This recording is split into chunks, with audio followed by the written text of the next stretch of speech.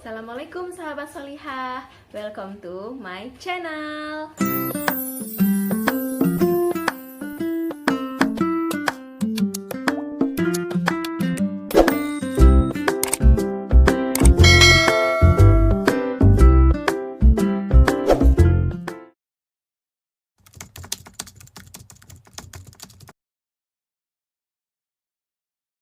Kita mulai aja ya Pak Rahmat ya.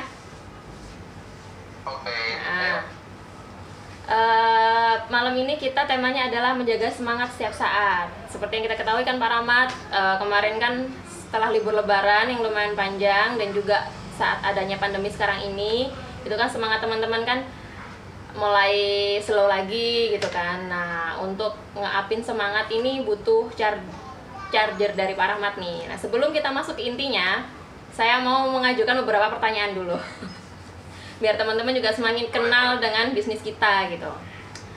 Seperti yang kita ketahui, BK kan dibentuk 4 tahun yang lalu ya Pak ya, dari Februari 2016. Nah, 2016. iya. Ya. 4 tahun terakhir ini pencapaian apa sih yang sudah dicapai BK selama 4 tahun terakhir ini?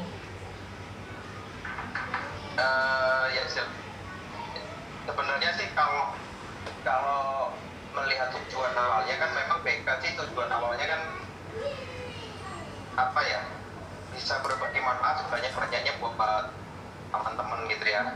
Tapi karena niche atau pasarnya BK itu adalah perempuan, terus rata-rata adalah ibu-ibu muda, ibu-ibu milenial, jadi kita fokuskan ya untuk mengajak ibu-ibu milenial ini bisa berdaya melalui jualan online.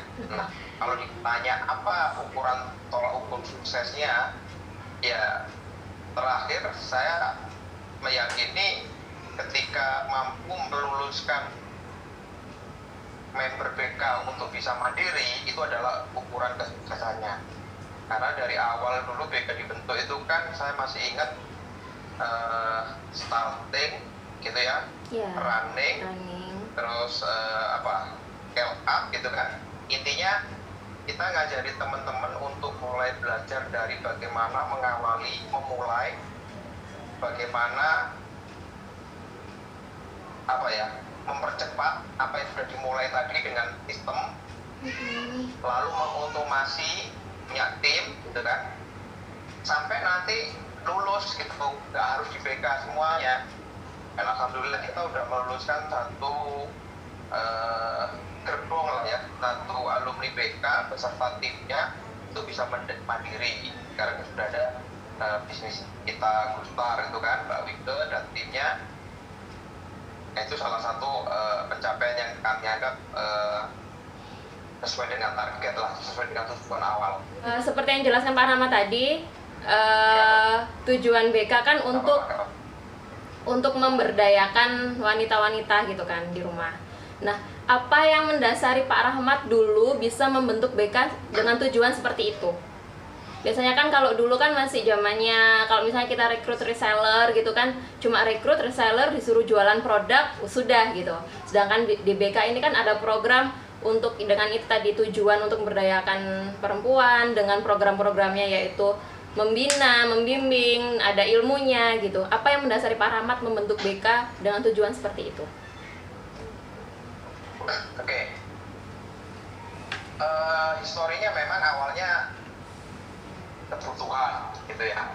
Jadi kami di keluarga itu berdua dulu, kalau boleh flashback, sepakat bahwa untuk kebutuhan di rumah itu kita ada dua pendekatan gitu kan. Seperti yang kemarin saya sampaikan di grup, saya sebagai pekerja gitu kan, bekerja di sebuah korporasi atau di sebuah kebetulan sekolah itu yayasan. Nah, istri di rumah, tapi bagaimana meskipun kita dengan dua kondisi yang berbeda ini tetap bisa produktif. Makanya di awal-awal itu kita coba berbagai macam ikhtiar ya, salah satunya jualan. Nah, saat di jualan itu kita menemukan satu titik bahwa jualan ini cara mempercepatnya, cara akselerasinya jadi kali lipatkan penjualnya. Kalau saya jualan sehari mampu 10, saya ngotot lagi, cari tenaga lagi, mampu mentok-mentoknya 20 misalkan, nggak mungkin 24 jam itu akan saya habiskan sendiri untuk bisa mencapai 100 dalam waktu sehari. Kita sebagai manusia pasti ada batasnya. Makanya harus ada duplikasi. Nah, duplikasinya macam-macam. Duplikasi bisa menggunakan sistem, misalkan kita bikin toko online atau kita bikin di marketplace, meskipun saat itu kayaknya awal-awal marketplace ya, belum itu booming. Kita menggunakan tenaga kerja atau admin untuk menghandle akun-akun toko-toko kita. Nah, atau yang kedua, kita menduplikasi cara kerja kita, cara kerja saya dan istri saya waktu itu ke orang lain. Gitu. Yang saya pilih adalah pilihan kedua waktu itu. Jadi saya lebih memilih menduplikasi apa yang kita lakukan ke teman-teman, ke orang lain. Kenapa saya pilih yang kedua ini? Yang pertama, di situ ada proses transfer ilmu, transfer knowledge. Ya karena pada dasarnya saya adalah guru, itu mengajar. Ada pesan yang selalu saya ingat dulu, salah satu guru saya juga pesan itu ya, bahwa ilmu itu akan kita miliki ketika satu habis kita pelajari, kita baca, kita dengarkan gitu ya, kita praktekkan, kita ajarkan dan diterapkan kita ajari tadi. Ilmu itu barulah kita dapatkan manfaatnya. Nah, salah satu motivasinya adalah itu. Bisa aja sih waktu itu kita pakai admin, bikin toko online dengan banyak akun. Tapi saya hanya akan mengajari admin-admin ini bagaimana menjadi operator, bagaimana menjadi customer service. Tapi tidak mengajari penuh apa yang kita yang kita gali, yang kita kan ini waktu itu bukan berarti kita melakukan itu bisa segalanya, enggak. Jadi kita belajar, kita ajarkan, kita belajar, kita ajarkan. Seperti apa bisnis kita di 10 tahun mendatang? Wah, saya dulu sering sekali menggunakan role model, ya. Jadi saya suka untuk menuju suatu tujuan itu menggunakan teknik role model ya. Role model yang saya pakai waktu itu sering saya ngomong ke teman-teman masih kecil dulu, masih berempat, itu adalah minimarket yang ada. Kalau saya boleh sebut merek ya Indomaret lah. Iya, oke. Kita ngomong Indomaret gitu ya. Nah, Indomaret itu kenapa bisa besar? Waktu itu saya ngomong seperti itu karena mereka punya channel distribusi di setiap tempat. Saat ini di semua daerah, di semua kecamatan bahkan desa itu ada. Ya, betul. Nah, padahal secara harga mungkin kita bisa dapatkan yang lebih murah di toko-toko grosir. Yang pada saat itu orang lebih rela ke toko grosir daripada ke Indomaret. Itu yang saya alami waktu saya sekolah gitu ya. Ada di Gajah itu satu toko Indomaret, sepi banget karena kita lebih milih ke yang lebih murah. Ya. Tapi faktanya sekarang karena di situ semuanya ada, bukanya juga lebih lama, ada di mana-mana, dan sekarang jual apapun ya akhirnya menjadi kebutuhan primernya orang.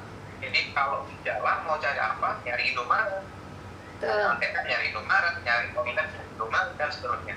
Nah, 10 tahun ke depan jika seperti apa, mimpinya masih sama. Kita akan selalu memperluas distributor kita. Kalau dulu kita ngomongnya mau memperbanyak, sekarang kita memperluas distributor kita. Bahkan kami ingin, karena berbeda lagi ya tujuannya sama Indomaret tadi. Kalau itu kan pure semuanya ada auto bisnis. Kali ini kita ingin melahirkan unit kita mandiri yang alhamdulillah saat ini sudah lahir satu. Oke, baik. Purworejo ya, dan timnya kan selanjutnya ada yang bergabung juga di sini malam ini. Dan 10 tahun ke depan, kalau setahun aja kita bisa melahirkan satu komunitas bisnis ini, sudah ada 10 komunitas bisnis yang lahir dan mandiri, ya. Amin. Kita berjalan sendiri. Oke, Nah, baik. terus gimana kalau sudah jalan sendiri? Kalau sudah jalan sendiri, karena salah satu tujuan bisnis kita itu kan menjadi saluran distribusi UKM yang mungkin brandnya belum sebesar brand-brand produk-produk luar atau produk-produk lokal yang sudah terkenal gitu ya. Tujuannya kan itu, kita sama-sama bantu teman-teman produsen, kita bantu teman-teman ibu-ibu yang jualan, perempuan dan perempuan yang jualan juga kita bantu. Nah, nanti kalau sudah muncul BK mandiri, kita ciptakan produsen-produsen UKM baru. Mantap. Ya. Kita coba buka sendiri, nanti akan pilih produsen-produsen yang channel distribusinya itu udah banyak. Nah, itu yang dilakukan di Indomaret. Ya, nggak ada ya. Air mineral pun sekarang labelnya Indomaret. Betul. Snack labelnya juga udah di Indomaret. Nah, seperti itu.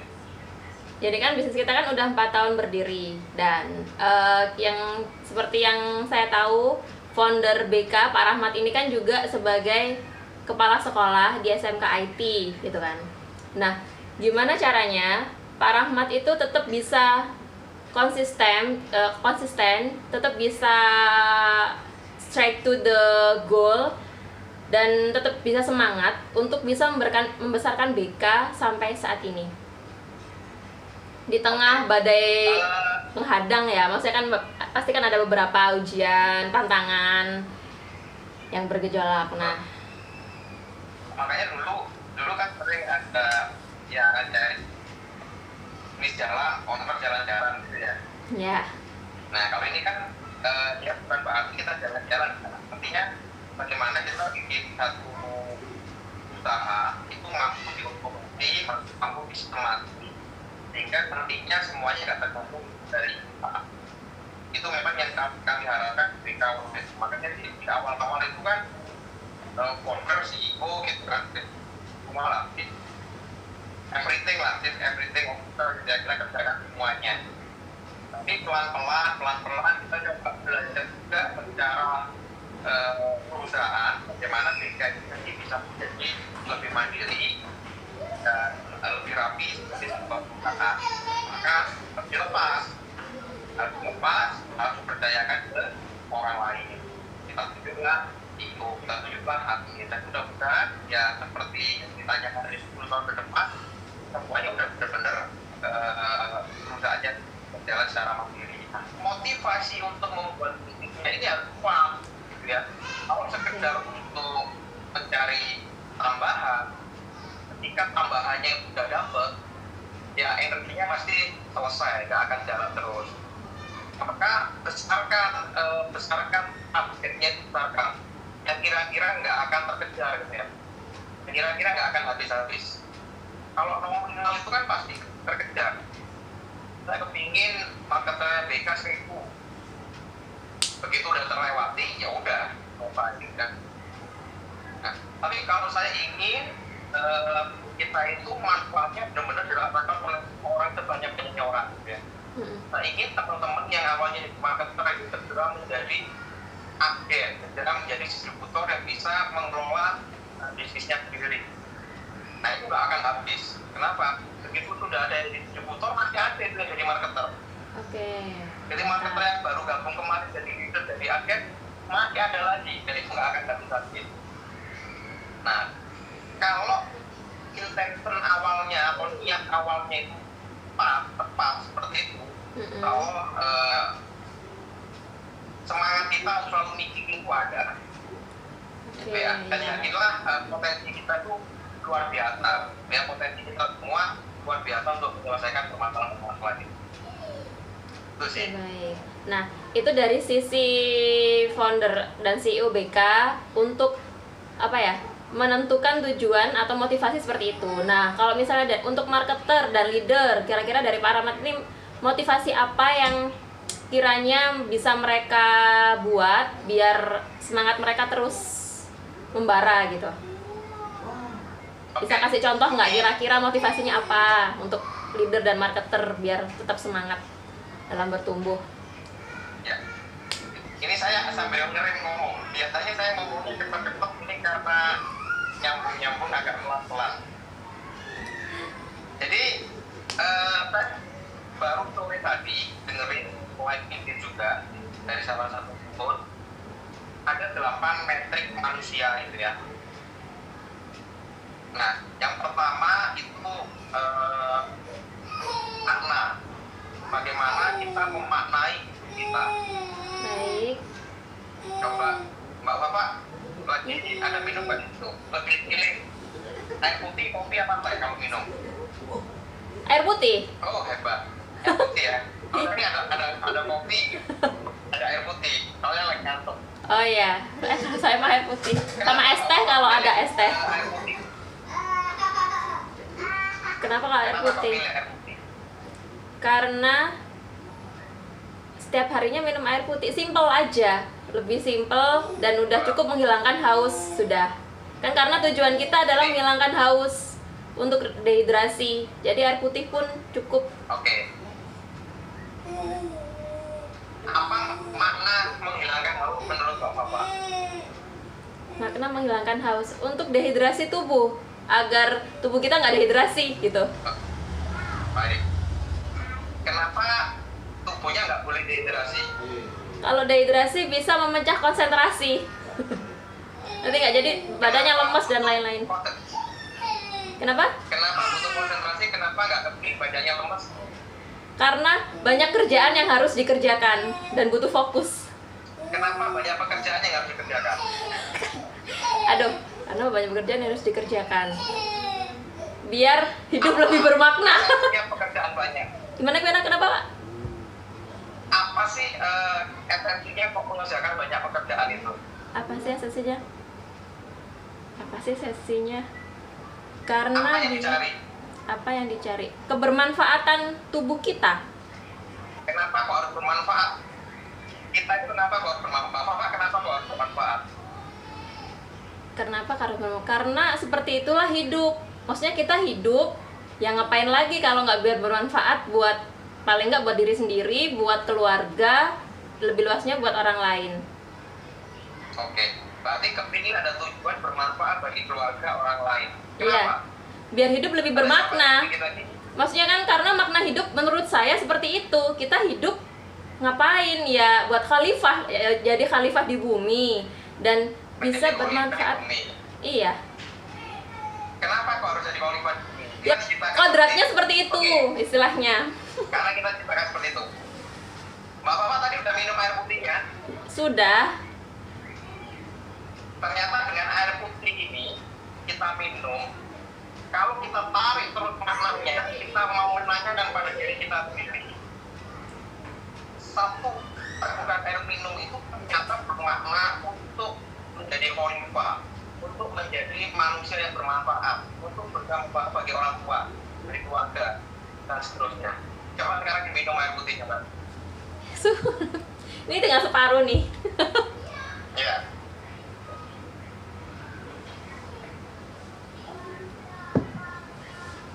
Beda nggak rasanya? Bener. Kayak lebih Artinya wow gitu loh. gimana? Kayak oh, Artinya gini teman-teman ya. Nah, kenapa sih saya kasih contoh itu tadi? Bahwa setiap aktivitas yang kita lakukan hanya meneguh satu air putih aja, bukan aja. Kalau hanya sekedar minum, nggak ada artinya. Nggak ada rasanya menghilangkan haus. mantap. Tapi kalau kita paham makna yang paling tinggi yang dikejar terus pertanyaannya, ternyata kita minumnya itu bisa dengan penuh makna. Betul. Bismillahirrahmanirrahim, dengan satu teguh ini mudah-mudahan nah bisa sampai surga gitu ya, urusannya bisa sampai ke surga dan neraka. Nah begitu pula teman-teman di bisnis kita, marketer coba deh tanya di awal kenapa kemarin mau bergabung. Kalau jawabannya masih karena iklannya Mbak Leader menarik, jadi saya tertarik.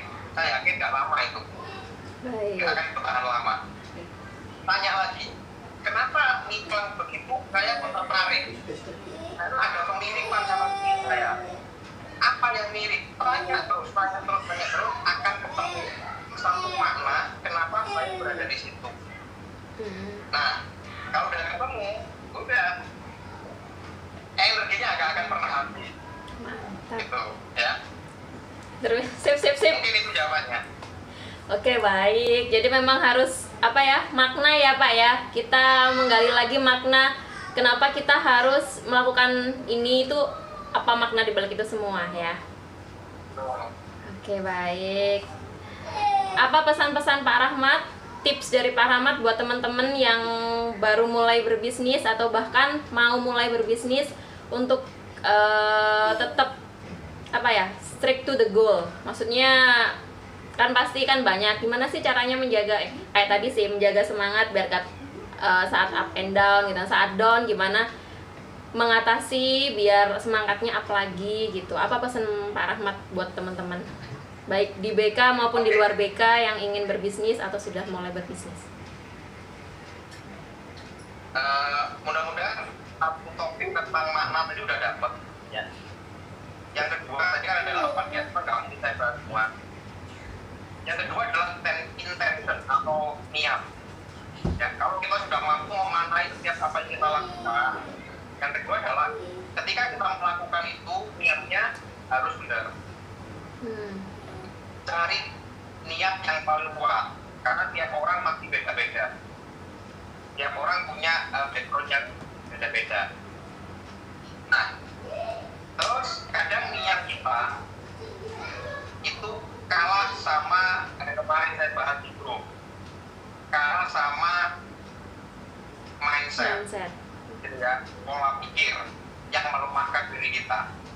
Mungkin yang ingin saya berikan di sini kan itu bahwa manusia itu ada yang namanya human being, artinya sebagai makhluk itu kita itu sebenarnya value-nya tinggi, kita punya harga diri, value-nya tinggi. Tapi sebagai manusia yang melakukan sesuatu itu kadang nilainya nggak tinggi, bisa nggak tinggi. Maksudnya gini, gampangnya gini, saya menjadi guru, mengajar di sebuah kelas. Ketika pertama kali saya mengajar, atau hari pertama saya mengajar, itu adalah sesuatu yang manusia yang namanya Rahmat lakukan. Kira-kira kalau pertama kali saya ngajar, yang terjadi apa? Sempurna nggak saya? Enggak. Pasti masih belajar. Ya, karena masih belajar. Yang pertama karena masih belajar, belum pengalaman, bisa jadi saya belum punya bekal. Karena waktu saya pertama kali ngajar bukan dari sekolah keguruan, jadi saya nggak punya bekal. Sebagai manusia, ketika saya dulu sesuatu, itu sangat mungkin gagal, sangat mungkin salah. Tapi jangan lupa sebagai human being, sebagai manusia, kita itu manusia yang punya harga paling tinggi. Mana yang membuktikan? Yang membuktikan adalah kita diciptakan sebagai manusia makhluk yang paling sempurna, ya, yang paling bermanfaat dengan segala potensinya. Ini jangan pernah dihilangkan. Jangan hanya karena gara-gara hidupnya kita nggak sempurna, kita mematikan potensi yang sebenarnya. Saya kasih contoh. Kalau hari ini saya disuruh ngajar, setelah saya ngajar mulai 2004, sekitar 2020, berapa tahun ya? 16 tahun. Kira-kira saya masuk kelas tanpa bawa persiapan, saya mungkin pede nggak kira-kira? Kalau sekarang di luar kepala sudah. Kalau sekarang Tanpa ditanya, tanpa dikasih tema, udah cus gitu. ya, kalau sekarang pede. Ya. Tapi kalau sekarang saya diminta menerbangkan pesawat terbang, pede nggak kira-kira saya? Paling nggak mau, nggak ada yang mau naik. Nah, itu. Jadi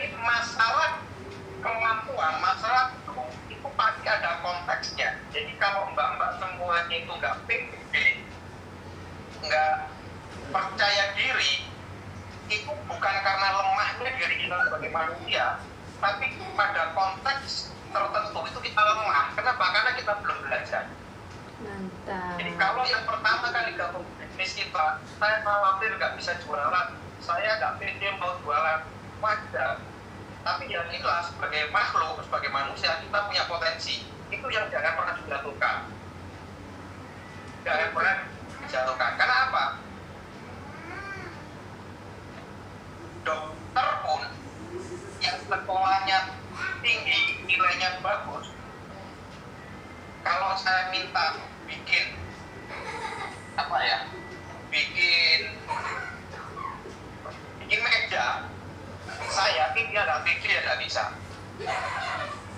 Benar-benar. Gitu ya. Nah, yang saya ingin, mohon maaf nih agak pelan-pelan. Yang saya ingin bagi di sini adalah jangan pernah melemahkan diri kita, ya.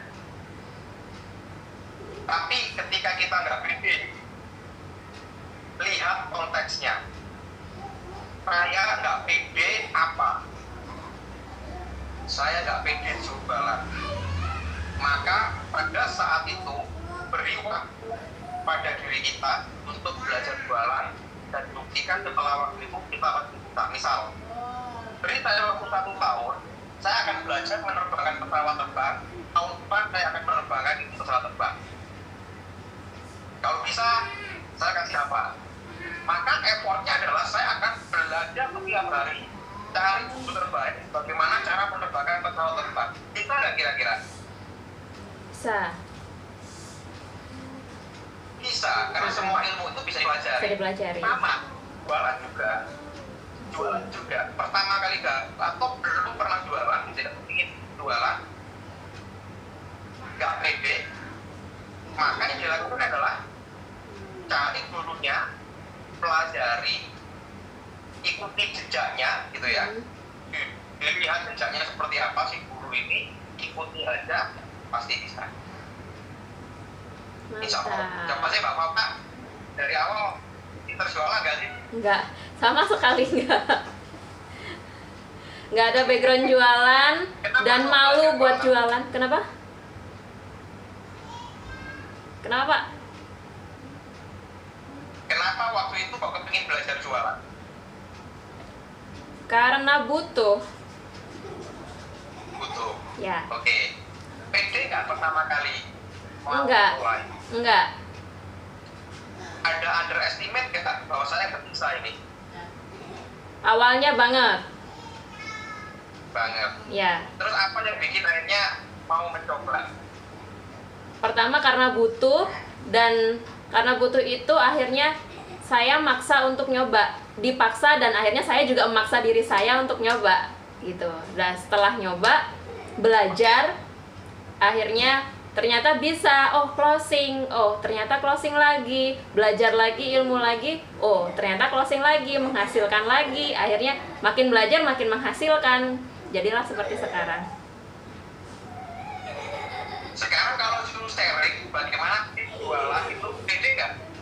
Kalau Sosari bagaimana tips jualan? Pede. Karena saya sudah dapat ilmu tersebut dan sudah mempraktekannya dan mendapatkan hasilnya juga gitu. Nah, jangan sampai nggak pede, marketernya udah tunjuk terus gitu kan. Nah, tapi teman-teman yang baru bergabung yang kebetulan malam ini juga menyimak ya, saya pastikan bahwa kamu pernah pada posisi pertama gitu ya. Seperti saya dulu sebagai guru pertama masuk kelas, grogi, nggak pede, salah, gagal, pasti terjadi. Tapi yang ingin saya tekankan di sini, jangan pernah merendahkan harga diri kita sebagai human being, sebagai makhluk hidup. Kalau itu kita lakukan, artinya kita merendahkan yang menciptakan kita. Karena jelas-jelas yang menciptakan kita itu menjadikan kita sebagai khalifah, kan dikatanya Pak Bapak ya. Khalifah artinya leader, minimal leader bagi diri kita. Nah, kita bisa ngatur diri kita sendiri. Yang kedua, kita sebagai hamba. Hamba itu kan servant, bahasa asingnya ya, serv.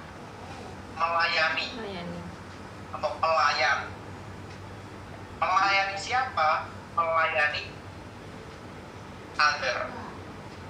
orang Other. lain. Hmm. Jadi kita itu diciptakan itu sebagai leader bagi diri kita sendiri, sebagai pelayan bagi orang lain. Jangan kebalik. So, menjadi leader bagi orang, gitu ya, berusaha melayani dirinya sendiri. Sehingga ada over ekspektasi, minta orang lain agar mengikuti kita, tapi faktanya orang lain kan semuanya nggak bisa mengikuti kita.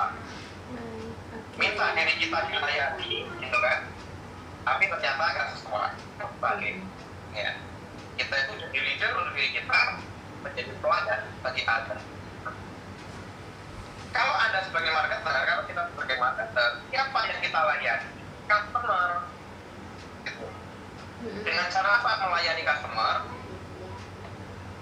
Ketika terjadi transaksi pertukaran value 100.000 misalkan, maka mereka harus mendapatkan layanan kita. Kuncinya kemarin dari saya 2 kali lipat dari yang mereka keluarkan. Revenue. Kasih 100.000, tak kasih 200.000 dalam bentuk value yang lain. Nah, itulah kuncinya orang-orang pedagang sukses atau orang-orang pengusaha-pengusaha yang makin membesar usahanya.